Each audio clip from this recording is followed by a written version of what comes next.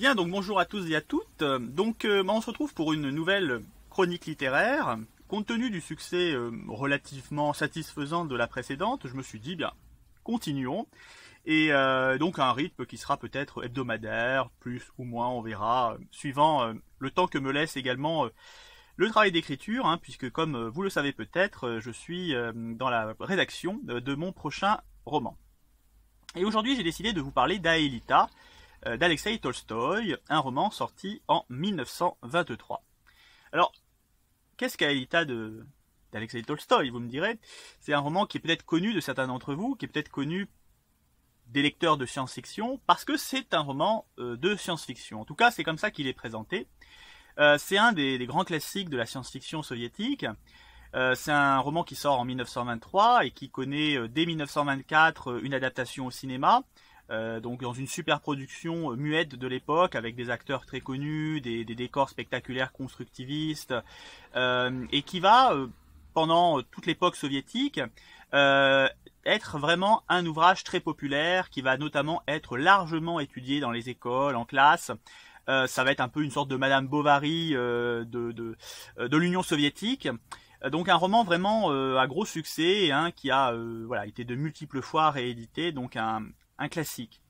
Que narre Aelita? Eh bien, Aelita raconte le voyage d'une poignée d'individus sur Mars, où bien évidemment ils vont rencontrer des Martiens. Et pour faire assez court, eh bien, ces voyageurs qui sont des soviétiques vont porter la révolution des travailleurs sur Mars. Voilà. Alors c'est assez amusant, enfin dit comme ça, c'est assez cocasse, et ça m'a pas mal rappelé un film qui était sorti il y a quelques années de cela, qui s'intitulait Iron Sky, et qui racontait comment des nazis avaient reconstitué sur la Lune le Troisième Reich. Eh bien, là finalement c'est un peu la même chose, sauf que ce sont des soviétiques qui vont aller porter la révolution, mettre le boxon des travailleurs chez les Martiens. C'est assez pittoresque, et c'est à la fois un résumé qui est exact et qui bien évidemment ne reflète pas toute la complexité, toute la richesse de l'ouvrage. Alors, Aelita est à la fois, à mon sens, un roman d'une grande richesse, et en même temps c'est aussi un roman qui a beaucoup de trous et d'ellipses. Et c'est un peu paradoxal, me direz-vous, mais pas tant que ça. En fait, le problème de ce roman, c'est que Tolstoï, il y a des choses qui l'intéressent et des choses qui ne l'intéressent absolument pas. Et ce qui l'intéresse absolument pas, eh bien ça se ressent vraiment. Et de même d'ailleurs ce qui l'intéresse, on sent ce qui l'intéresse et on sent ce qui l'intéresse pas du tout. Et le problème en fait de Tolstoï, c'est que toute la dimension science-fictionnelle qu'il a introduit dans son roman, il l'a fait avant tout pour un but commercial, un but économique.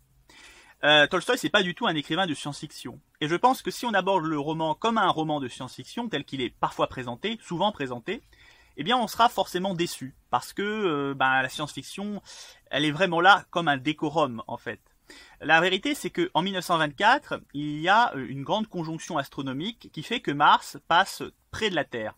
Et donc il y a beaucoup d'articles scientifiques qui évoquent ce phénomène, et évidemment ça inspire les écrivains, de vrais écrivains de science-fiction, mais également des écrivains un peu opportunistes, et Tolstoï, il voit là un opportunisme. Et donc il va écrire son roman sur Mars, mais évidemment c'est à ses prétextes. Lui ne connaît pas grand-chose à la science-fiction, ne connaît rien d'ailleurs au code de la science-fiction, et clairement, si on attend un livre à la Jules Verne par exemple, eh bien on sera déçu. Il y a technologiquement rien, et notamment toute la partie préparation et départ vers Mars, qui aurait dû être la partie technologiquement la plus aboutie, eh bien c'est expédié en 2 chapitres, et on sent clairement que Tolstoï, il s'en fiche royalement. Comment est-ce que le scientifique crée sa machine? Pas d'explication, il y a un métal mais on ne sait pas d'où il vient, un métal spectaculaire mais on ne sait pas d'où il vient. Le voyage sur Mars en lui-même, c'est vraiment expédié en quelques lignes. L'atterrissage, tout ça, enfin véritablement tout ce qui aurait pu être justement l'aspect scientifique qui aurait intéressé très probablement Jules Verne, et là où Jules Verne aurait cherché des explications scientifiques, aurait lu des articles pour donner des explications rationnelles, Tolstoï s'en moque royalement. Et donc il expédie complètement ça. Et le problème c'est que tout au long de son roman, il va y avoir comme ça des ellipses, des choses qu'il laisse de côté ou qu'il expédie très vite, parce que c'est pas ce qui l'intéresse. Il a mis de la science-fiction, mais parce qu'il fallait mettre de la science-fiction pour hameçonner le lecteur en quelque sorte.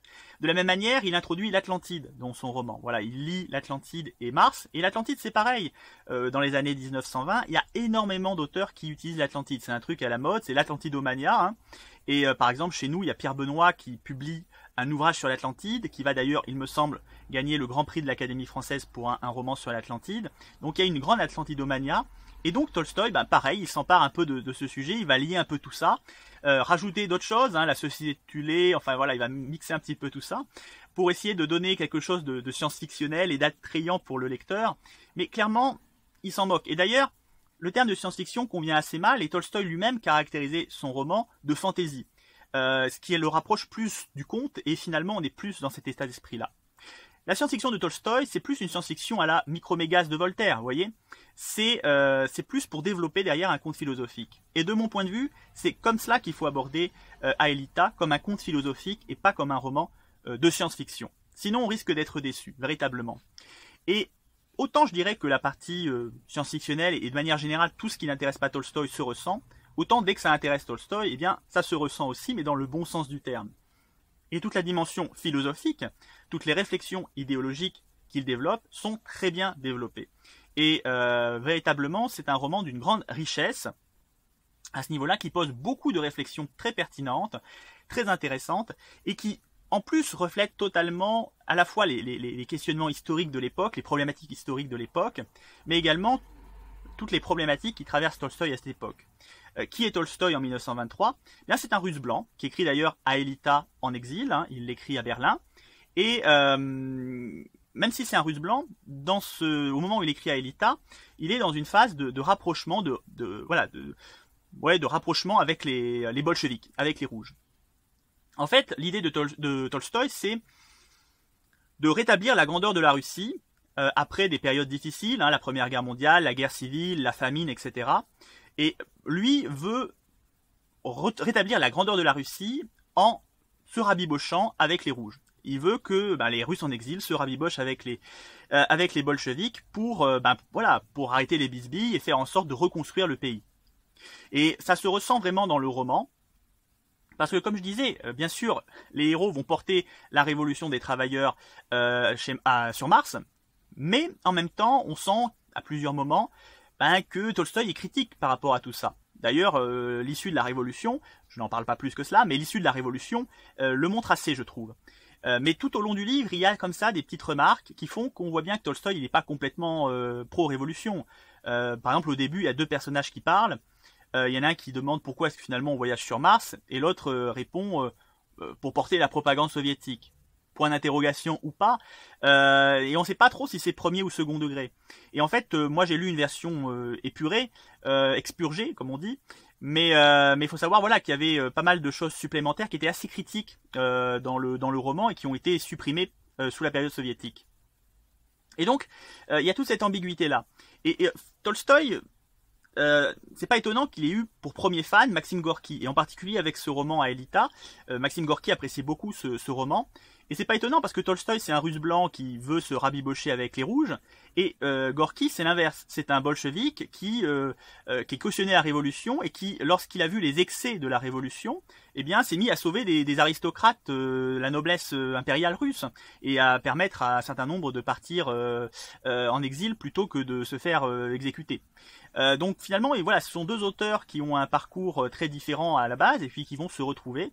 Et Aelita, je trouve, reflète bien toutes ces problématiques, toutes ces ambiguïtés. Et c'est un ouvrage qui est très riche de questionnements philosophiques, de réflexions intellectuelles très intéressantes. Pose la question notamment de la fin des empires, voilà, la fin des mondes, mais ça se reflète aussi, c'est aussi une métaphore de la fin de l'individu. Hein. Est-ce qu'il vaut mieux mourir dans la dignité, par exemple, que prolonger la vie peut-être vers des extrêmes qui voilà, font sombrer effectivement dans l'indignité et la déchéance, quoi. Hein. C'est un petit peu ça. Est-ce qu'il vaut mieux mourir dignement que vivre indignement, entre guillemets. Donc il y a toutes des questions comme ça qui sont posées par le roman et qui sont très pertinentes et qui, pour beaucoup d'entre elles, sont d'ailleurs toujours des questions d'actualité que l'on se pose et que l'on se posera probablement longtemps encore. Donc vraiment, ça c'est le noyau dur du roman. Et puis très clairement, dès que ça intéresse Tolstoï, dès qu'il est dans cette partie-là de son roman, eh bien, la plume devient beaucoup plus intéressante, il développe beaucoup plus de choses. La première apparition d'Aelita, par exemple, qui est un des personnages du livre, un personnage féminin, une sorte de grande prêtresse qui m'a un peu fait penser à Galadriel, eh bien, dès qu'il la développe, là, ça devient vraiment intéressant. Et la première apparition, elle est spectaculaire, c'est quelque chose de vraiment très travaillé. On sent une plume tout autre que celle qu'il déploie lorsque il aborde des choses qui l'intéressent pas du tout, quoi. Et vraiment, oui, l'apparition d'Aelita est très spectaculaire. À un autre moment, il y a une séquence où il y a un vaisseau qui survole les lieux d'une ancienne bataille millénaire avec des morceaux d'autres vaisseaux enchevêtrés dans les montagnes. Là aussi, c'est très très spectaculaire et très réussi. Il y a plein d'images comme ça très graphiques qui apparaissent à des moments. Mais c'est un peu perdu au milieu de choses que Tolstoï balaye comme ça rapidement, sans vraiment s'apesantir dessus. Ce qui est dommage.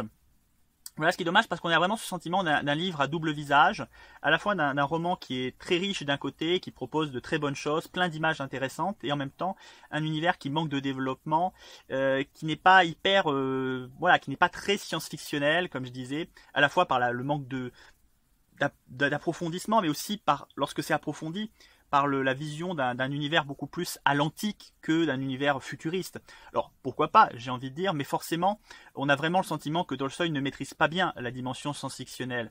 Et on le regrette d'autant plus qu'il a beaucoup de bonnes idées, je trouve, qu'aujourd'hui, des auteurs contemporains auraient beaucoup plus développé, justement en se disant c'est une bonne idée. Par exemple, le labyrinthe souterrain qu'il développe à un moment donné, quand j'y le développe, c'est 2-3 pages, hein. Mais aujourd'hui, un auteur en aurait fait vraiment quelque chose voilà, ça aurait pu être hyper spectaculaire, mais lui, il le développe pas parce que soit il ne le veut pas. D'ailleurs, voilà, je pense que c'est qu'il ne le veut pas, soit c'est parce qu'il n'a pas forcément cherché plus loin, à développer beaucoup plus son univers. C'était pas son intention, et puis il n'était pas très à l'aise aussi, je pense, au fait de le développer. Je pense qu'un auteur de science-fiction pur et dur aime cela, développer cela, mais lui, ce n'est pas trop son cas. Il n'est pas un écrivain de science-fiction et c'est pas ce qui effectivement l'intéressait le plus. Donc c'est un peu ambigu. Voilà, d'un côté on a un roman qui apporte beaucoup de réflexions intéressantes, et de l'autre on a un roman qui pêche, sur la dimension science-fictionnelle, qui aurait pu se passer finalement ailleurs que sur Mars, sans que ça n'impacte profondément le propos. Et ça, c'est toujours dommage. Voilà, quand on a un univers comme ça qui finalement ne change pas grand-chose, c'est quand même un petit peu problématique. Mais néanmoins, c'est un roman que je recommande, qui est vraiment très enrichissant. C'est un roman, oui, on en ressort avec quelque chose, et ça, c'est toujours positif.